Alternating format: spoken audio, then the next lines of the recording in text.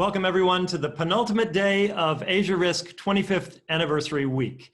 We're into the home stretch of an interesting and dynamic program of webinars covering major themes like investment, LIBOR transition, the role of technology in the current environment, regional countries and responses to the pandemic, and next generation risk management and strategies.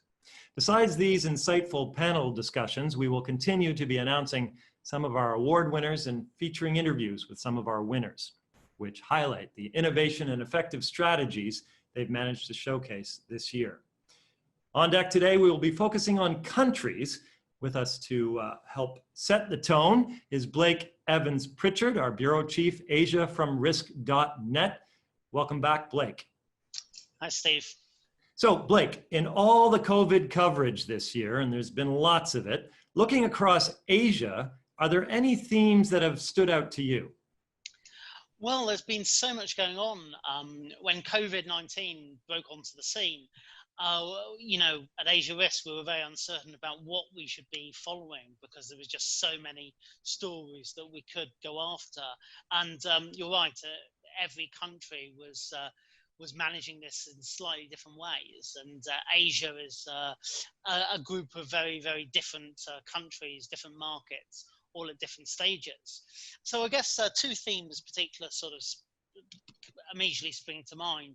One is what happened in the Philippines, where the response in the Philippines was to shut down the large parts of the market for 1.5, nearly 2 days. And they did that indefinitely. They said they were going to do it indefinitely, but actually it did come back after a couple of days. So it didn't cause the harm that it could have done if it had shut down for longer. And the other theme, I guess, is what was going on in Malaysia.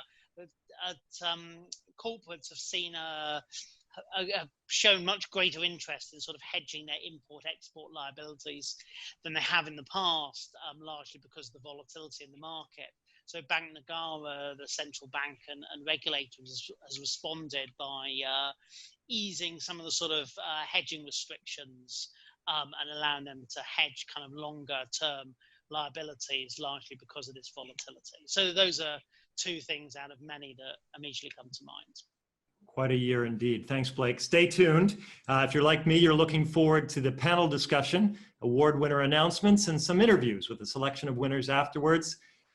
It's going to be a great day. Glad you could join us. Off we go.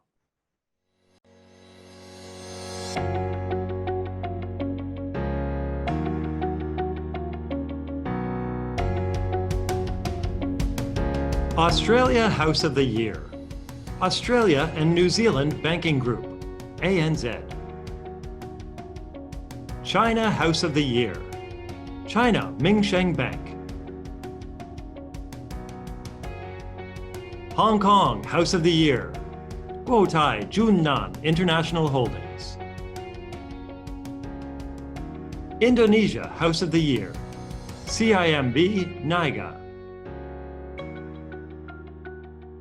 Malaysia House of the Year, CIMB. Singapore House of the Year, OCBC Bank. Taiwan House of the Year, CTBC Bank.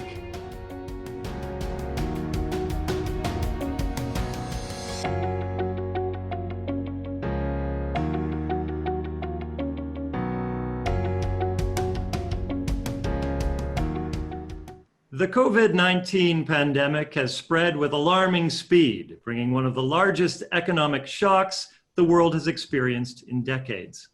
Under turbulent times, however, some countries and regional banks have demonstrated resilience and solid risk strategies against the economic turmoil. Before we get into announcing the innovative and effective initiatives demonstrated by our award winners, we'll start off by bringing together a group of senior APAC economists, also an experienced chief investment officer, to discuss countries' policies response, underlying factors and long-term consequences, and whether we are getting more resilience after all. Joining us today are our panelists, Carlos Casanova, economist, Asia Pacific region, COFAS, Louis Couch, head of Asia Economics, Oxford Economics. Chan Wang, MD, Chief Economist of Asia Pacific, Global Head of Vanguard Capital Markets Model, Vanguard. And James White, Chief Investment Officer, Eminence Asset Management, HK. Welcome, panelists. Thank you for being with us here today. Before we start, I'd like to remind our audience that the views being shared today from our speakers are their personal perspective and experience and not necessarily those of the companies they work with. So thank you all very much for joining us. And here with their introductory remarks, I'm going to just throw over to our panelists right away. We're going to get right into it, panelists. So let's get started. I'd like you to just perhaps just touch on the key topic of the webinar and zero in on those things that you think are going to be important for us to discuss today. Jen, why don't you take it away? Thank you, Steve. 3 key points here. First, we see a multi-phase recovery as the nature of the recession coupled with aggressive policy response drove an initial speedy rebound, but then it slows as demand and face-to-face service sector recover at a more gradual pace. You know, most of the country have already seen the strong initial rebound in the past few months. And now at this moment, we are actually at the beginning of this elongated path to full recovery. Other than China, most major economies are unlikely to fully normalize to the pre-pandemic trend until the end of 2021 or even beyond. Now, second, there's a lot of risk, right? But the key risk is related to the health outcome and is somewhat skewed to the downside, especially for the US and some of the emerging market economies. A second wave or even a third wave in the winter and additional containment measures could place us on a slower return to normal. Of course, the development of the vaccine hold the key. There are some good news recently, right? But we all know that historically vaccine development has always been a multi-year process and the virus could mutate down the road. And third, but not last, I would say global monetary policy environment will stay accommodative for the foreseeable future. And for investors like us, that means we are stuck in a low return world. You know, we see inflation, core inflation to stay well below 2% in the next 12 to 18 months in major developing economies, and central banks like Fed are willing to tolerate somewhat higher inflation. So interest rate will stay lower for longer, and that will drag down the return, expected return from both equity and bonds, you know, in the long term compared to what we have experienced in the past decade. Great. Okay. Thank you for those opening remarks, Chan. Let's go to Carlos for his opening remarks. I think it's in line with what Chen was mentioning. It's very important to monitor the pace of recovery in the different economies in the region. We are observing a clear differentiated trend in Asia Pacific. The region as a whole is expected to do a little bit better than other parts of the world, especially Europe and North America. However, we don't see the same rate of performance everywhere. And I would like to highlight as well that despite we are seeing a pace of recovery, this recovery is more muted than a lot of market analysts were expecting earlier on in the year, as we are converging to a risk scenario where we have second and third waves in many of these economies. So I do agree that going forwards, it's important to understand what factors are underpinning this recovery, where most of this risk will be, and how long will it take before we are able to achieve those pre-COVID-19 levels. Great, thanks, Carlos. Louis, what are your thoughts? Yes, I think I broadly agree with what Chen and Carlos are saying. I'm going to take a little bit one step back. I think in many Asian countries, we see that COVID-19 is pretty much under control. We also see that in those Asian countries, the tolerance that societies have for new outbreaks is quite low. And that means also that governments can take measures as new outbreaks occur, sometimes even tough measures.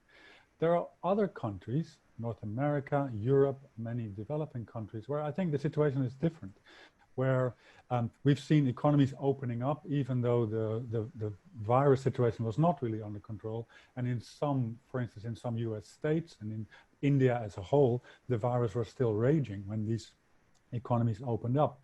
And I think that in alignment with that, there are quite a few countries where it seems that people don't have a strong, have don't have a strong appetite for serious measures for social distancing and other inconveniences like that.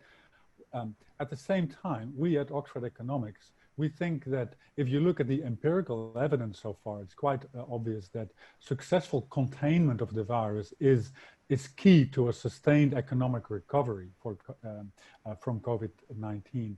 And I think if you put these things together, to me, it seems that the pandemic is going to affect the global economy for a long time to come. And that's very much, of course, what Chen and Carlos also said. I think also, if you then look, what are the countries where this will particularly be the case, that will be either countries that are not able or not very interested in containing the spread, or small open economies that are very much dependent on what happens in other countries. And lastly, I think that also then points to what are the countries where we think that are relatively well placed. I think those are large economies that are relatively not so dependent on what's happening in other countries where the virus is under control. I think, yeah, that's a little bit our view if we look at how this is going to develop in the coming 2 years. Great. Over to you, James, your opening remarks. Thanks very much, Steve. Look, I take slightly different views here. I mean, I think the way to characterise it is similar to what Louis was saying was that, you know, there's a cautious approach where, I mean, ultimately everything is a trade-off particularly between economic activity, some of the rights issues, but then also the health outcome. And so when we think about that trade-off, there's the cautious approach, which I think has clearly delivered really strong health outcomes. And I think Asia has done that very successfully. Australia, Hong Kong, Japan, Korea have taken very, very aggressive measures. But then on the other side, we've also got the economic issue. And I think, you know, rather than sort of say that these countries are not sort of worried too much about what outcomes, I think they're taking much more of an adaptive approach. So when I look at the United States, I think, you know, obviously you've got a lot of differences there across states. But what we are seeing, in my opinion, is we are seeing the virus sort of die out, particularly both, first of all, in the Northeast, but then obviously across the South and the Southeast. And so I think that, you know, that adaptive approach isn't necessarily bad. It is probably going to allow economies there to recover a lot sooner. Whereas I think the cautious approach, it has some danger. I think the other point about the adaptive approach is that a lot of emerging markets, particularly in Asia and developing Asia, aren't really able to take the cautious approach. They don't have the ability to make the income transfers that are necessary. And so what we've seen is relatively low cost solutions and to adapting to the virus. So I think, as we discussed, it is going to be a long-term question. And I think really judging it, particularly amongst the cautious economies, it might take a year or two to really work out exactly what the cost is. Thanks, James. What a great start. We have a lot of themes there to explore. And so I appreciate those opening remarks. Let's go to the first, Chen, if I could get you to speak to this, because you mentioned it in your opening remarks. Let's look at country policies and an overview of countries' policies during the COVID-19. Could I get you to maybe start the conversation with touching on this? Yeah, thank you, Steve. Actually, I think if you think about this pandemic, right, given the nature of the pandemic shock, I think one particularly striking aspect is that macro policy, right, including both fiscal and monetary policy, are relatively powerless to prevent the damage this time. Right. So, you know, when we talk about policy response from any country, there has to be a combination of public health policy to contain the outbreak and macro policy to alleviate the pain and support the economic recovery. Right. And then you could imagine that, you know, any country could take a different, you know, approach on both sides. Right. And then that could result in a different shape of economic recovery. Now, I think, you know, the public health policy and the macro policy, they actually work together. Right, so when we think about it, when we look back, right, effective containment could involve government-mandated lockdowns and severe social distancing measure that, you know, to prevent the spread of the virus. that will result in, higher immediate costs in terms of lower economic activities, and requires aggressive macro policy to cushion the damage. So that is exactly what we have seen in the first half of this year, right? One of the deepest and sharpest economic contraction since World War II, and also one of the swiftest and also most decisive set of macro policy ever implemented by central banks and also, government in major developing countries. Now, unlike the macro policy response in a normal economic downturn, now this time, the macro policy actually were engineered to stabilize the financial system, help distress the business and individual to survive. They have no intention to say, okay, let's encourage business or people to go out and spend. So this is really a crisis management tool so far.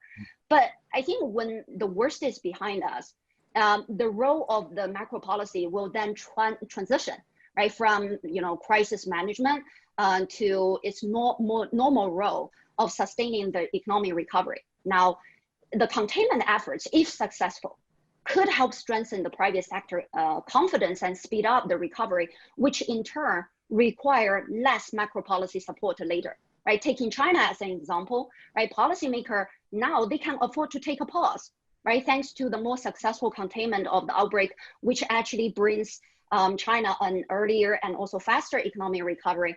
Now, on the other hand, when you look at the US seems to be failed to contain even the first wave.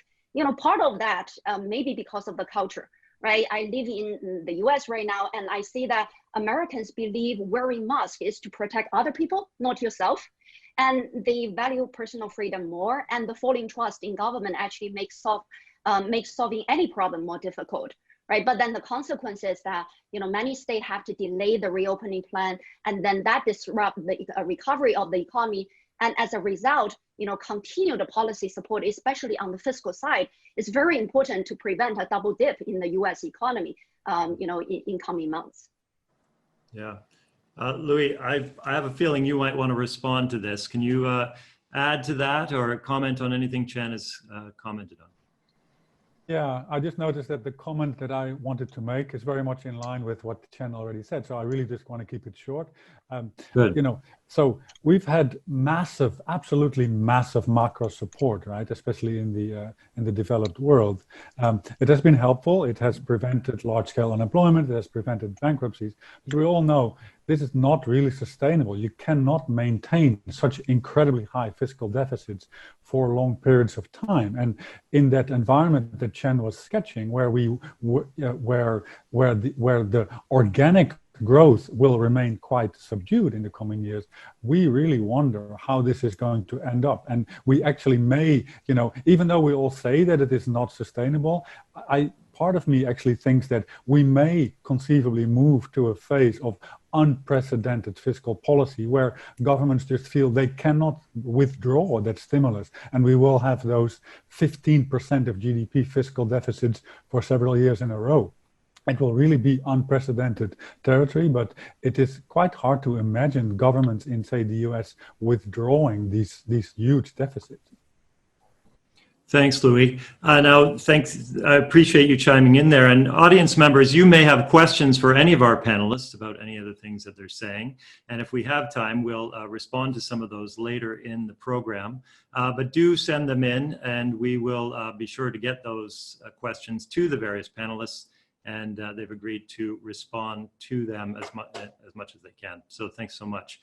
Moving on to the next theme, I'll go over to you, Carlos. We're thinking about the pace of recovery here. You touched on it briefly in your opening remarks. The pace of recovery from different countries, the reasons and drivers behind. Could you speak to that for some moments, please? Yes, of course. I think in line with what Chen and Louis have been mentioning, we have seen an increase in risk and in credit risks around the world. This is sort of our bread and butter at COFAS as a trade credit insurance company.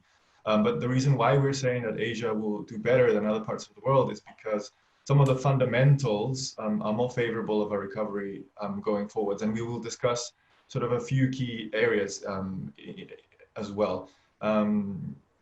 For example, you do have demographic trends, and you do have urbanization and industrialization trends with having a fewer proportion of people in some of these emerging markets in Asia living in cities compared to a place like Brazil or other parts of Latin America where the urbanization and industrialization process is far more advanced.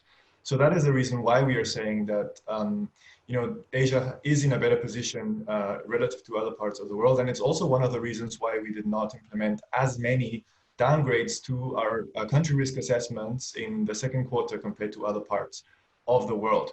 Now, having said that, we are seeing a differentiated pace of recovery, notwithstanding that unprecedented level of monetary and fiscal policy stimulus that Chen was mentioning. So there must be something else that is driving this divergence in performance.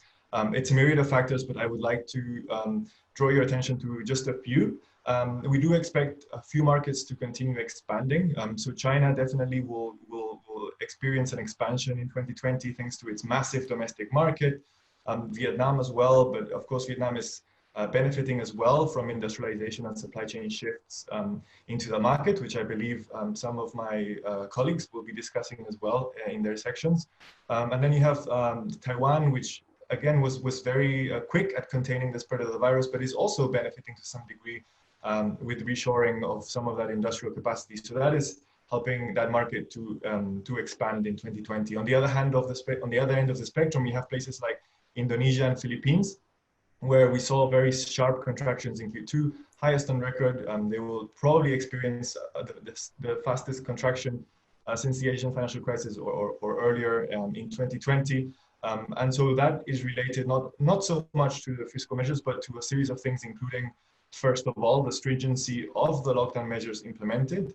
More specifically, if we look at the government coronavirus response tracker that is compiled by Oxford University, it becomes fairly apparent that the countries that experienced the sharpest contraction in Q2 had also implemented the most restrictive social distancing norms during that period as well.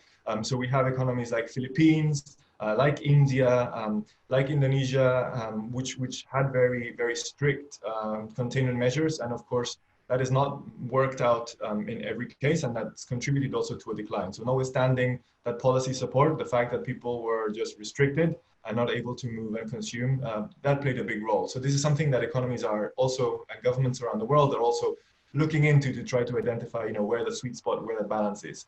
The second point is tourism revenues. A lot of the economies in the region are quite exposed to tourism revenues. For example, Macau it's a market where we have very few COVID-19 cases, and yet we expect the contraction in that market to be very, very sharp in 2020. And the result is they have a very, very large exposure to tourism revenues in terms of GDP. It's about 28%. But you have other parts of Asia that are also fairly dependent on tourism, and it's likely that we will not see a return to 2019 levels even in 2021 or until we have a vaccine, which, as Chen was mentioning, it will take a long time. So we have Cambodia with 14% of GDP, Thailand with 10% of GDP, and Philippines with 9% of GDP. If you take away that part of the equation from their GDPs, it's likely that these countries are experiencing a sharper contraction. And finally, I would also like to say that this is as much a supply as a demand shock. We do, this is a steep global contraction. We do expect to see permanent losses in output in many of the markets, and that is going to translate into weaker demand from developed markets in Europe and North America, which of course are some of the main key trading partners for the region, including China as well.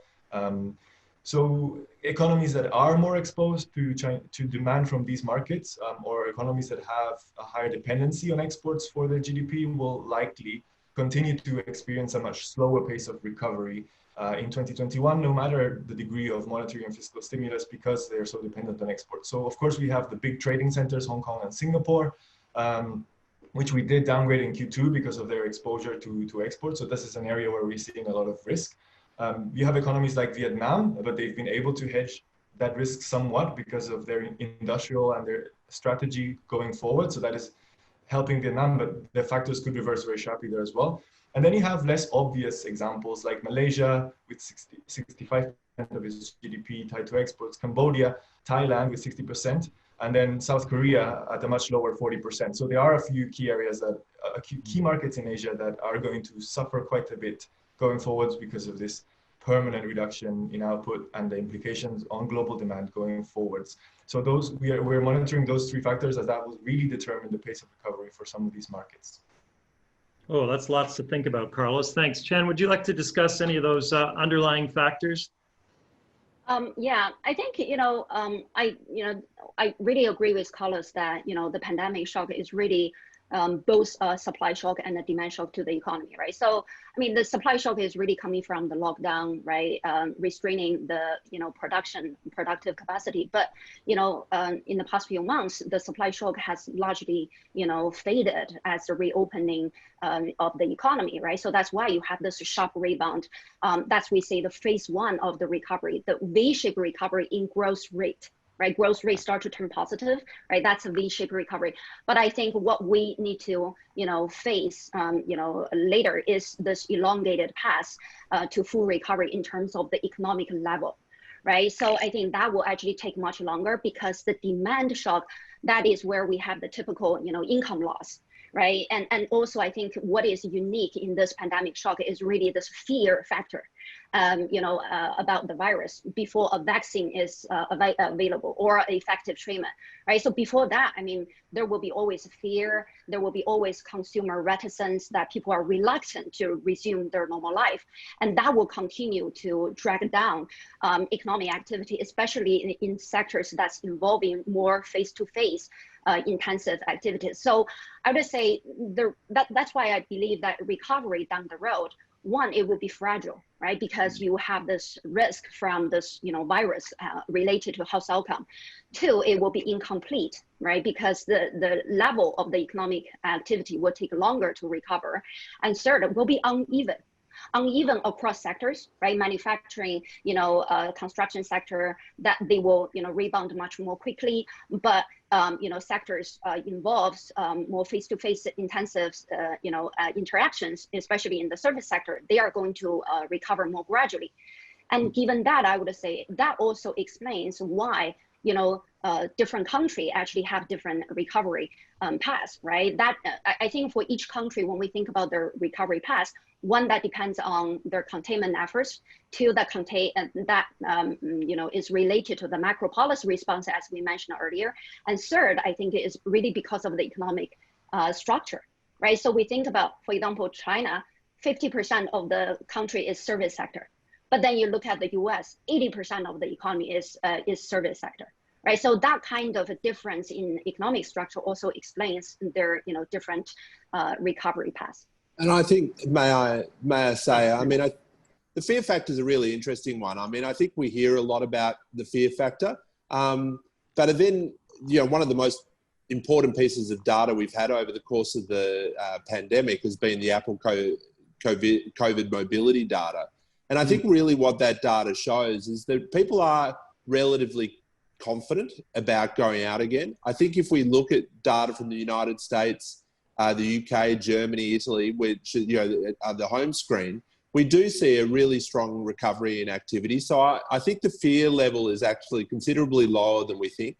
I think that people do respond to the lockdown. They do what they are told to do. So when we see what's happening in Melbourne, for instance, here in Australia, I think where we see other evidence of the government putting in restrictions, people respect those restrictions.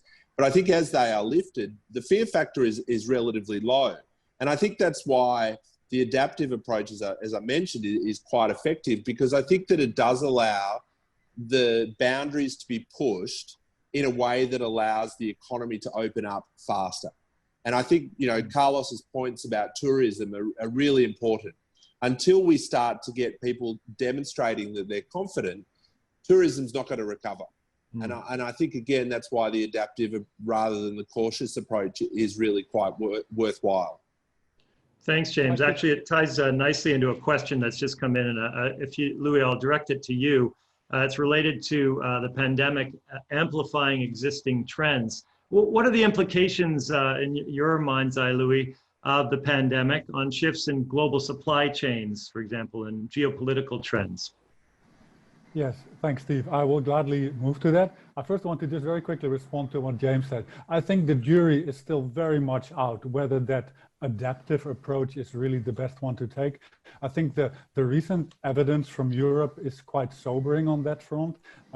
There are as economies opened up and as people, I know it in my country, Netherlands, I know it in Carlos's country where my dad lives, Spain, we are seeing horrible second and third phases. And that again, I mean, my dad who lives in Spain, I'm sorry, he doesn't dare to leave the house. So I think the jury is still out. But you know, I do agree, like there are pros and cons of both. But so now let's get to these implications, like to what extent may the COVID-19 pandemic amplify existing trends. I think one existing trend that we are all looking at is globalization, and to what extent is globalization being undone? I think there's a lot of talk about it having already been undone. I think that's a little bit too early on our data. It has not yet been undone, but definitely globalization has already slowed in the last decade, and the pandemic could well end up amplifying that. There are obvious ways in which that may happen. There are clearly, issues in terms of raising political tension, especially between the US and China. Also, it's not inconceivable that this whole issue of distributing vaccines when they actually exist could end up, raising feathers on the political front. I mentioned US and China. This has clearly in the US led to a push by politicians to try to decouple the US economy from China's and to also try to get other countries into an alliance, and pretty much an anti-China alliance. And I think we will see some fruit being the result of that. Also, there's a lot of anxiety in many countries among governments about they felt that at times of crisis, they didn't have the medicine and the PPE, the protective equipment that they would have wanted. And they, for instance, in France, in the US as well, they are asking or basically telling companies, you need to set up a production line in our country. We want to be safe on that front. And so clearly, these kind of moves are all moving against the trend of globalization. And more generally, I think what we have seen is the pandemic is also entrenching or adding to a little bit of more nationalistic, protectionist sentiment that may amplify protectionist agendas. However, I would still argue that in our view, it's gonna remain to be seen how much decoupling and how much supply chain adjustment and how much reshoring we will actually see. Because I think it's really interesting, this clash between politics and economics. We have in the US, as I said, a lot of politicians really doing everything they can to decouple the US economy and its financial system from China. If we look at the data, it's really interesting. China's global market share, if you look at the market share of China's exports, it has never been higher than in the second quarter of this year. We have seen a very vigorous, very agile response of many Chinese exporters, even though their colleagues in many other parts of the world have been struggling to actually supply, to keep their production lines open. I think that is probably largely a temporary effect, but it does show how things that many people take for granted because the politicians say so may not necessarily follow in terms of the economics. Another example is that even though we have that tension between the US and China, if you look at US foreign direct investment into China, it went up by 6% in the first half of this year. That just underscores how for many US multinationals, China continues to be, of course, on the one hand, a big market, but they also find it is not so easy to walk away from China as your production hub, given the very extensive and rich landscape of companies that are producing over there. So all in all, I would say this clash between politics and economics will continue to be felt, and especially in very open political systems like the US, where business has a strong say, rightly or wrongly. I think we shouldn't jump too fast to conclusions. So overall, we think that COVID-19 is not going to be the nail in the coffin for globalization. We expect globalization to continue to proceed at a very slow pace in the coming decade, much slower than in the 1990s and 2000s, but we don't think that it will go into reverse. Chen, what do you think about that? Yeah, I think, Lucy, you make a really good point about the reorganization of the global supply chain and also the political tension. Now, in fact, I think that even without the political tension, right, between U.S. and its alliance towards China, there are already legitimate reason for business to think about their investment in China, right, to reorganize their global supply chain. In fact, I would say ever since, say, 2008, we are seeing that because of the rising cost, in China, both in terms of labor, currency appreciation, land price, in fact, the global business, they are already starting to invest more, in other emerging markets outside of China, right? And the second thing is that I think the pandemic, right? Obviously, there's some political consideration behind that about over-reliance on foreign supply, right? On essential products or products considered as national security concern. But I think the COVID-19 also exposed the vulnerability of global supply chain when it's too concentrated in one country, no matter whether this country is China or not, right? So I think after the COVID-19, there is definitely continued tendency for the business to say we want to diversify. Right, we want to diversify and build up the resilience of the global supply chain. So the cost efficiency is no longer just the only one concern, right? But then they also need to think about, okay, how to reduce the risk of the global supply chain. So to that extent, I do see some, factories that will move out of China.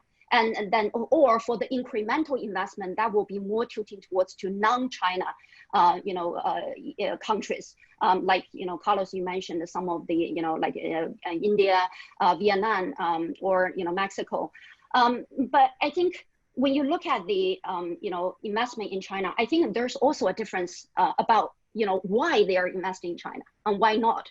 Right. So in the past, remember, China is the world factory, right? So when you invest in China, you made in China to meet the global demand, right? To export, right? So you made in China for the rest of the world. So, and those kind of industries, I would say in the future, they feel probably there's less need to produce those products in China, right? However, we will probably continue to see more investment into China to meet China's demand, domestic demand. So it will shift from made in China for the rest of the world to made in China for China, right? So that will be either higher value added industry, or it will be, whatever industry that China is increasingly opening up, right? So when you say, US, investment in China increased by 6%, obviously when you look at the sector decomposition, right? You say, for example, there's more investment into auto industry, right? Or into, financial service industry. All those industries are China, starting opening up more, right? Opening up the vast, domestic market to the global investor. So I think that's what we're gonna see down the road. James, over to you. What do you think? I mean, what are the long-term consequences you're foreseeing from your perspective? What are the underlying factors amidst all this turbulence, and where are we going from here? Thanks. Look, I think there's two ways to think about it. I think, first of all, there's that if you take that cautious approach too far, I think the risk is that a lot of the developed nations risk what Mark Elvin called the high-level equilibrium trap. So the idea of the high-level equilibrium trap is that effectively countries are unwilling to sort of take the risk required to change. And I think that if we do continue to see some countries really persist with these income transfers, the risk of actually really hollowing out their economies, it becomes quite high. So what are some examples of that? I mean, I think New York City is becoming a really obvious example of that at the moment. Boston Properties, for instance, is talking about sub 10% vacancy rates in their office buildings at the moment, which is being led by this fear. But also I think that this way of working, this work from home environment is actually quite comfortable. And I think particularly the better off you are, the more secure in your job you are, work from home becomes very, very attractive, particularly if you're able to live in the suburbs in a relatively large house. The risks there is that what happens is we end up with these mammoth monuments we call cities becoming entirely empty. And I think that has consequences geographic, but more importantly, from a financial perspective, you know, this is the collateral in the banking system. So if people aren't going to get back to work, we do have a real issue. I mean, you're talking about gearing 30, 40, 50% for some office buildings. That does pose risks to the financial sector and the ability for economies to grow. So I think, again, the cautious approach comes with substantial risk. I think it also hurts small businesses. Small businesses aren't necessarily the most dynamic, but they do employ a lot of people. And if we put those businesses out of work, we stop employing a lot of people. And again, we create a destruction of wealth that has harmful long-term consequences. I think the other side of the story, though, is positive. Paul David is a Stanford economist, and he talked about the Industrial Revolution, and he made the point, which I always found very interesting, which is that the really big shift in productivity that came with the Industrial Revolution wasn't with the steam engine, wasn't with just putting a steam engine in a factory. It was putting a steam engine in the right place and organising the flow of work more efficiently. And once that occurred, that big shift occurred, we actually had a much more productive economy. And I think that's really interesting, I think, in the context of digitisation. We've talked an enormous amount about digitisation for the last decade. We've all wondered about what could digitisation deliver for the world. Up until COVID, we really didn't understand exactly what it could do. And as much as, you know, I think there are real financial risks with not going back to office space, with continued work from home, I also think that that process of digitisation is likely to create substantial productivity benefits. And I think that's what we're seeing in the United States already. I think, you know, and here in Australia, but I think particularly the US. The US is an economy that has been built on suburbs. Over the course of the last 2 decades, we've seen a return to the importance of cities, particularly the gateway cities, places like San Francisco and New York. But digitisation actually allows a return to the suburbs. And I think that what we will observe over the course of the next couple of years is a real renaissance in those sort of suburban areas. We're already seeing housing contribute dramatically to an improvement in GDP, where I expect the United States will actually outperform the rest of the developed world in terms of the economic recovery in Q3. And then I think the other point to make is that to Louis and Chen's point about the changes in the export model, we are going to see that sort of investment. And I think again, this comes back to the idea, China was very effective in leapfrogging the global economy in terms of allowing a period of very intense investment in very high quality manufacturing that had made China very, very efficient. I think this whole process is going to allow the US to go another step further, increase digitization, increase the use of technology in work, and that's going to create a much more efficient environment for the global economy. Great, James. Louis, did you want to jump in on that? What do you foresee in terms of long-term consequences, or anything that James has just spoken to? Are we moving back to the suburbs? Well, I don't know about you. It depends on personal choices. I think this is I think James really, picked one of the key questions in terms of to what extent people's lifestyles and the economic model of our countries will change. I personally really wonder whether, I think it is too early to write off cities. People don't only live in cities because because some Weberian guru said that they're productive, but also they like to live in cities. And so the productivity and the creative energy that comes from cities is in part because smart, young, driven people want to live there. And I think personally, I'm quite comfortable continuing to invest in an apartment in a city rather than the suburbs. But I do want to touch on one other thing, which is, and we have talked about it very much, James talked about it, Chen talked about it, this stimulus, especially on the fiscal side that we have, we wonder to what extent it is sustainable. As James said, it is a bit of a luxury. You cannot subsidize huge portions of your population just sitting at home and getting welfare payments instead of working. So one I think when we look at the world, what I personally see, I love to work on Asia, because I think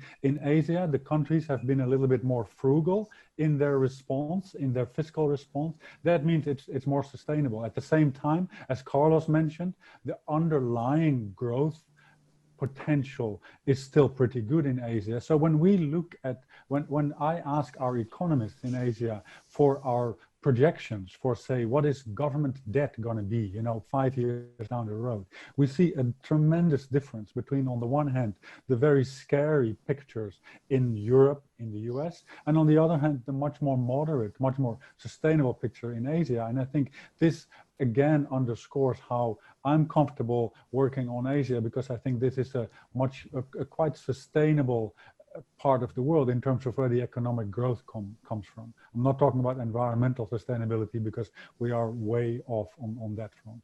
Thanks. Thanks, Louis. Thanks, everybody. Gosh, we're getting questions coming in now, too. And audience, remember, you're welcome to send your questions. Unfortunately, we won't have time to get to them now. We could probably talk all day on this subject. But can I invite you all just to have a minute or so by way of closing, a one-line takeaway for our listening audience from you, our panelists, trends that you're observing from different economies, and are we getting more resilience after all? Let's go with Kian first. Well, I think we said quite a lot about policy, recovery, geopolitical risk.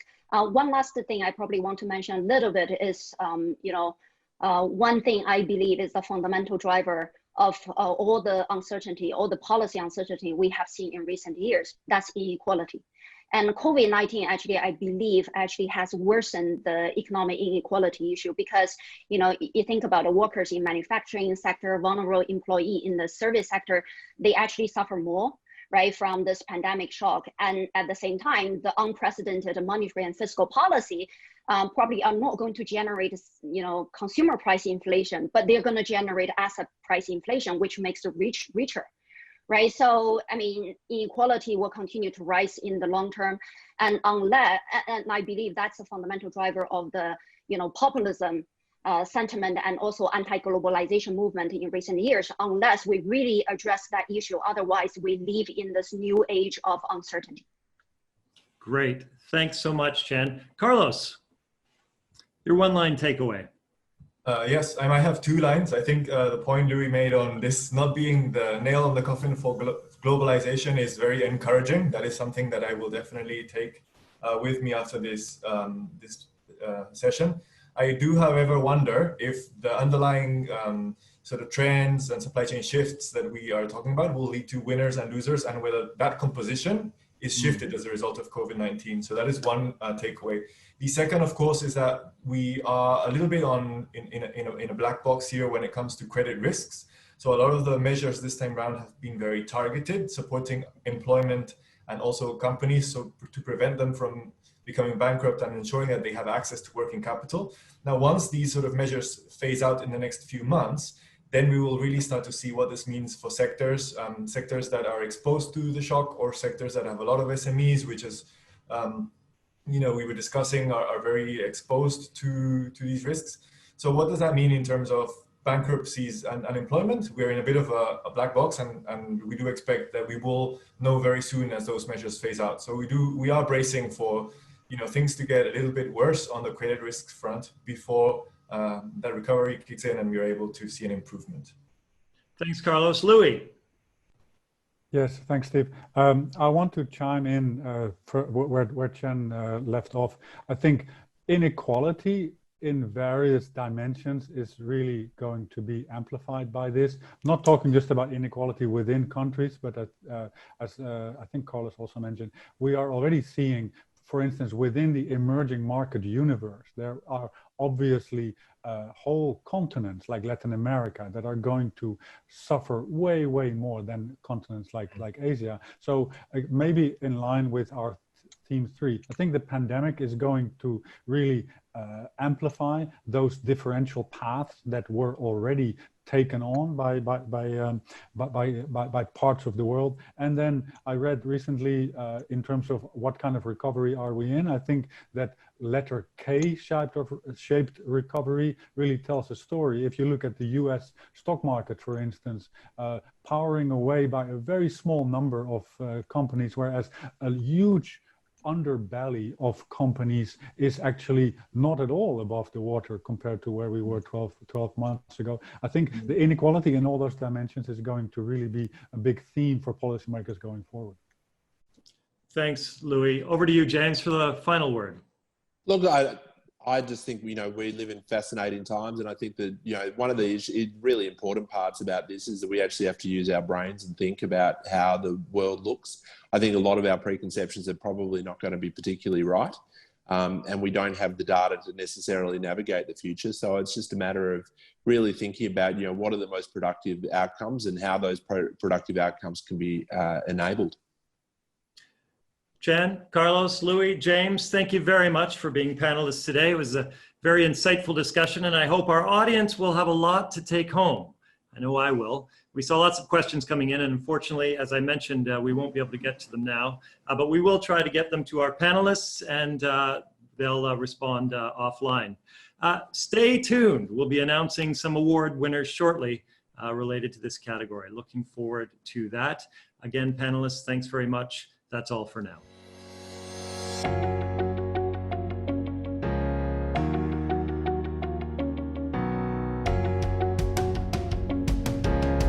Vietnam, House of the Year. Techcom Bank. Philippines, House of the Year. Bank of the Philippine Islands. Thailand, House of the Year. CIMB. India, House of the Year. ICICI. Japan, House of the Year. Credit Suisse. Regional House of the Year, DBS.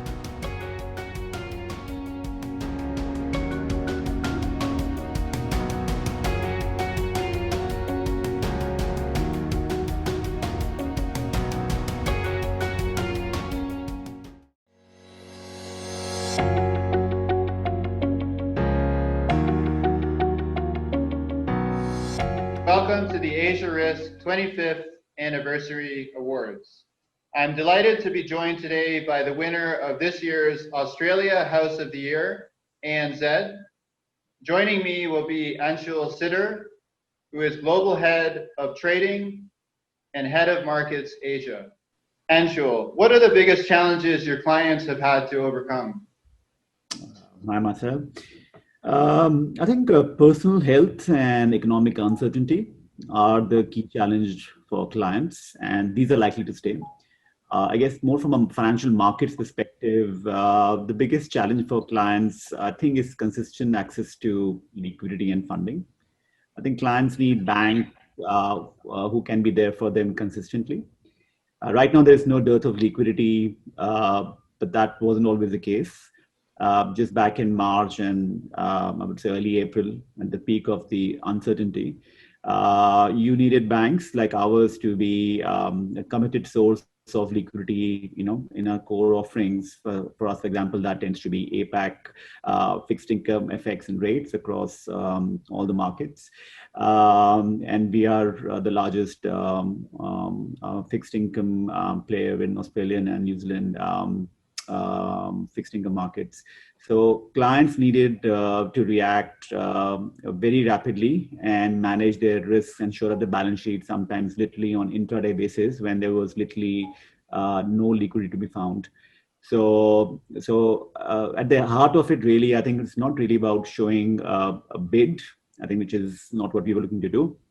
It was really in organizations and banks investing in building those relationships through market conditions. And I think when clients see that commitment come through in those difficult times, they're just easier on the challenge that liquidity can present. What are your predictions in terms of how your clients should pivot their business during these turbulent times? So see, there are two aspects that clients had to react to change. There are obviously operation aspects like working from home, systems, communication, and reaching customers. And then there are the financial aspects. So let me talk to the business pivot from a financial angle, because I think some of the other challenges are well understood. Clients have to plan and react to the market as it moves through, I would say, three distinct phases.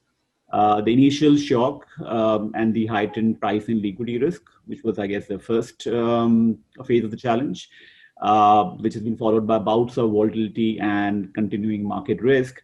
And the third one, which is probably the longer term challenge, which is the longer term credit cycle and the solvency risk, which is just beginning to kick in now.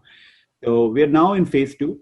I think clients will need to apply different scenarios to stress test their portfolios for bouts of volatility around key events, particularly economic address, or you've got the elections coming up, for example, in the US. So those have to be navigated.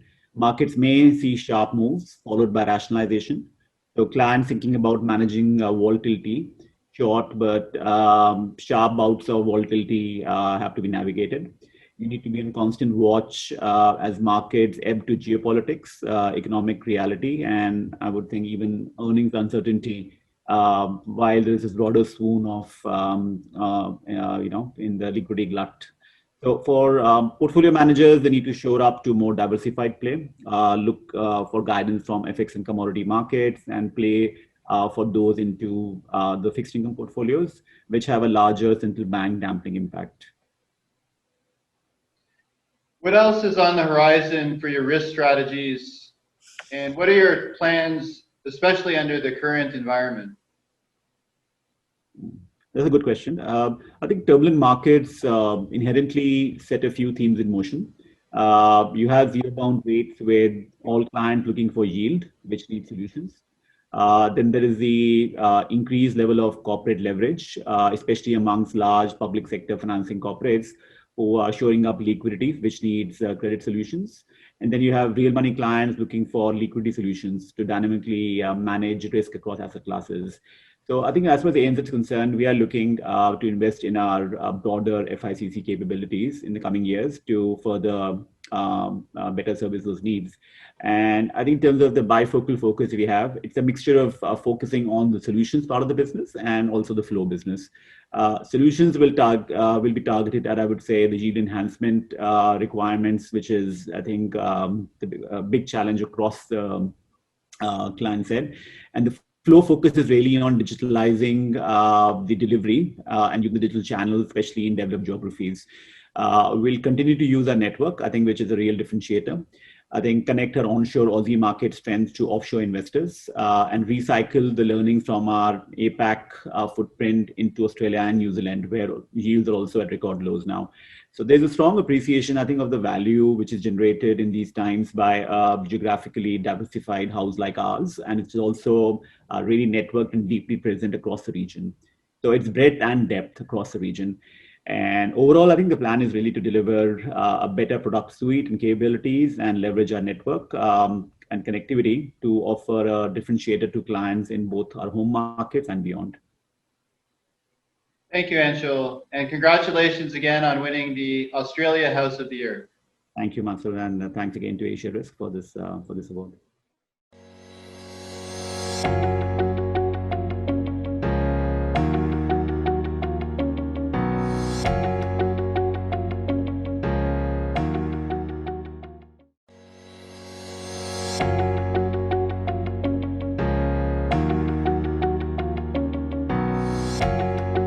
Very excited to be here today with this year's winner of the Japan House of the Year, Credit Suisse. Joining me is Ryosuke Ishizawa, Head of Investment Solutions Structuring Japan, and Romain Barba, Investment Solutions Structuring Japan. Ishizawa-san, what makes Credit Suisse stand out as the winner of this year's Derivatives House of the Year, Japan? I would say three factors make Credit Suisse derivative franchise in Japan quite unique.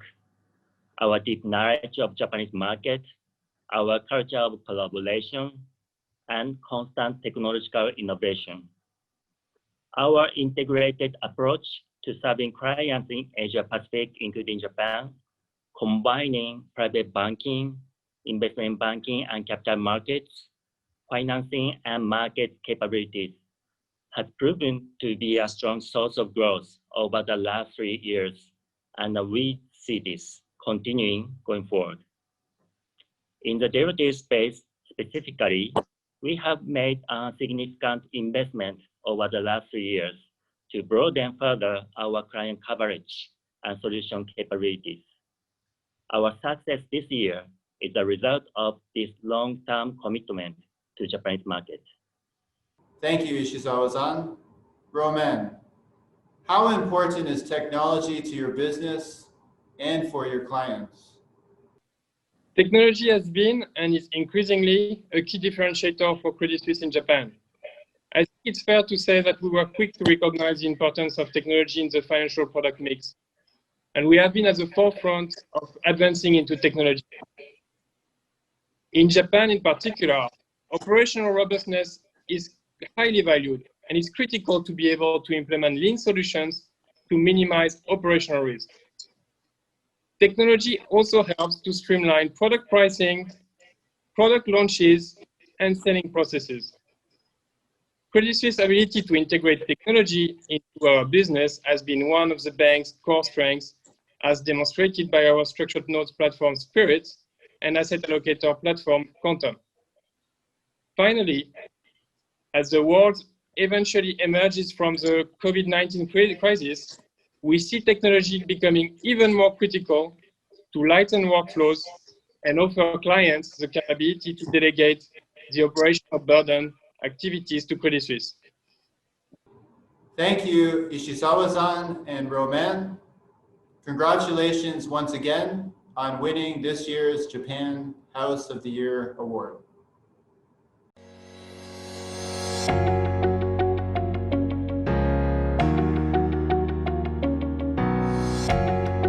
I'm here with Wei Min. Wei Min is the Managing Director, Global Head of Sales and Structuring from OCBC Bank. OCBC is the winner of the Singapore House of the Year Award. Thanks for joining us, Wei Min. Thank you very much, Steve. I'm very honored. Great to have you here. I'm going to jump right into the questions if you'll indulge me. What are the biggest challenges your clients have to overcome? I think our clients really need to embrace modern technology and accelerate their digitalization plans. The current work from home arrangements do mean that, a lot of them have to change their internal communications, whether it's with clients, with their customer base, with their vendors, for example. And they currently have to definitely maintain a lot of liquidity in the current situation.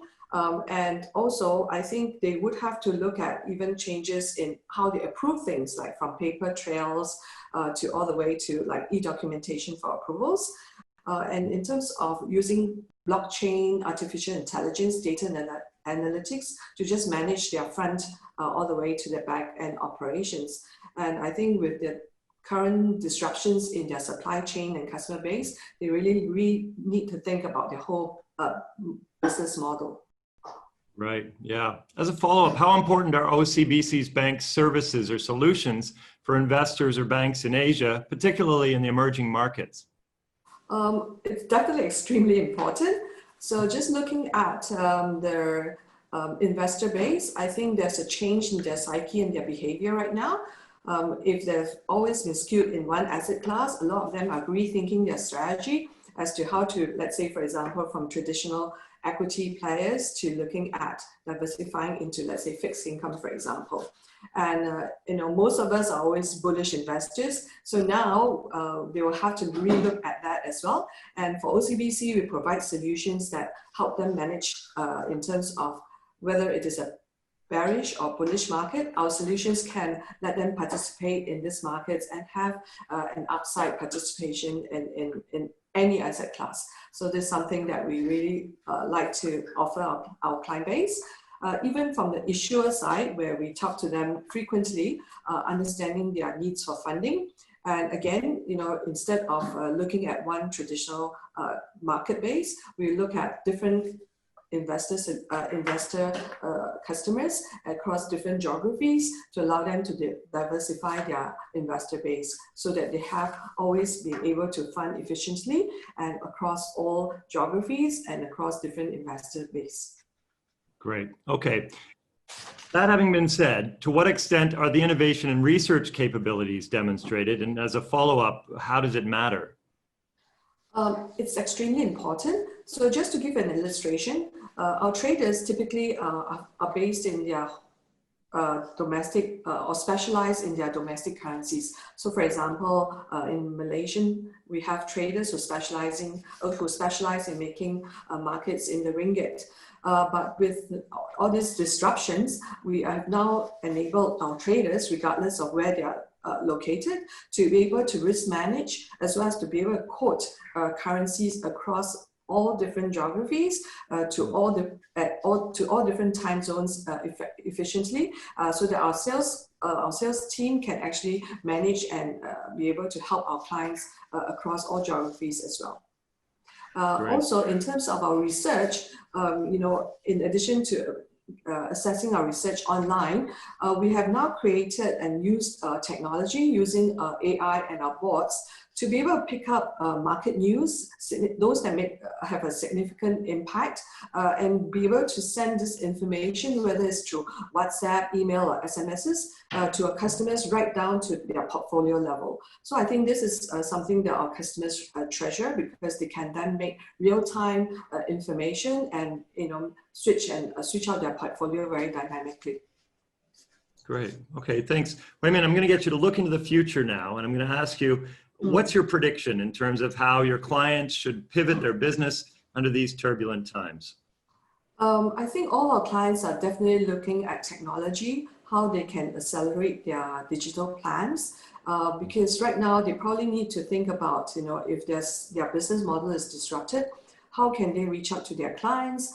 How can they, diversify their supply sources, and even changing their business model?